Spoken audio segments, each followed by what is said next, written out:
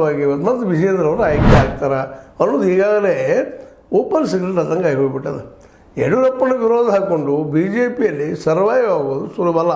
ಯಾಕಂದರೆ B L Santosh ಮೇಲೆ ಅನ್ನೋದು ವಿಶ್ವಾಸ ಇತ್ತು ಎಲ್ಲರಿಗೂ, ಏನೋ ಒಂದಿಷ್ಟು ಮಾಡ್ಬೋದು ಅಂತೇಳಿ ನಮ್ಮ ಅನಂತಕುಮಾರ್ ಅವರು ತೀರಿದ ಮೇಲೆ. ಆದರೆ ಬಿ ಎಲ್ ಸಂತೋಷ್ ಅವರು ತರದಂಥ ಲಿಮಿಟ್ಗಳಿದ್ದಾವೆ. ಅದರಲ್ಲೂ ವಿಧಾನಸಭೆಯಲ್ಲಿ ಸೋತ ಮೇಲಂತೂ ಅವರು ಪೂರ್ತಿ ಮೂರು ಗುಂಪಾಗಿದ್ದಾರೆ ಕರ್ನಾಟಕದಲ್ಲೇ. ಬಿ ಎಲ್ ಸಂತೋಷ್ ಅವರು, ಅವ್ರ ಜೊತೆಗಾರರು ಸಹಿತ ಎಲ್ಲರೂ.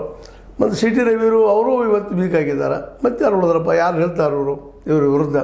ವಿಜೇಂದ್ರ ವಿರುದ್ಧ ಸಿ ಟಿ ರವಿ ನಿಲ್ತಾರೆ, ಅಥವಾ ಮತ್ತಾರು ನಿಲ್ತಾರೆ, ಬೆಲ್ಲದವ್ರು ನಿಲ್ತಾರೆ, ಕುಮಾರ್ ಬಂಗಾರಪ್ಪ ನಿಲ್ತಾರೆ, ಯಾರು ನಿಲ್ತಾರೆ, ಅಥವಾ ರಮೇಶ್ ಜಾರಕಿಹೊಳಿ ನಿಲ್ತಾರೆ.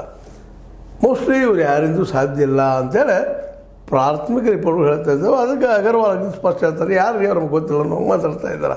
ಬಸವನಗೌಡ ಪಾಟೀಲ್ ಹೇಳ್ತಾರೆ, ನೋಡ್ರಿ ನಮ್ಮ ನಾಲ್ಕು ಕೆಲವೊಮ್ಮೆ ಏನಾಗಿಬಿಡ್ತದಪ್ಪ ಅಂದ್ರೆ ನಮ್ಮನ್ನು ಕೆಳಗಿಳಿಸಿಬಿಡ್ತದೆ. ನಾವು ಯಾವುದೋ ಆವೇಶದಲ್ಲಿ ಆವೇಗದ ಬರೋದಲ್ಲ, ನಾವು ಏನೇನೋ ಮಾತಾಡಿ ನಮ್ಮ ವ್ಯಕ್ತಿತ್ವವನ್ನು ಕಳ್ಕೊಳ್ತೀವಿ.